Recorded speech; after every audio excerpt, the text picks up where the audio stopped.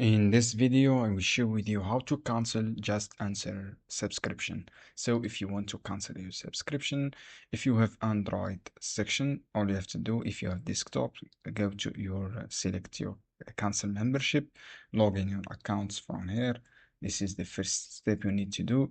When you log in with your own information here, just go directly to cancel, select cancel membership button on the my accounts, go to my accounts from here. If you have iOS or Android, go to Google Payments.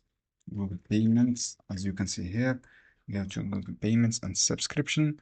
So friends, all you have to do, click on payment and subscription, and then go to your subscription here. And then when you click on the subscription, you can cancel your subscription from here. This is easy steps you can do.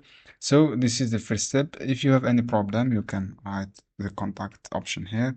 For example, write hello, write a simple message. I want to cancel my subscription.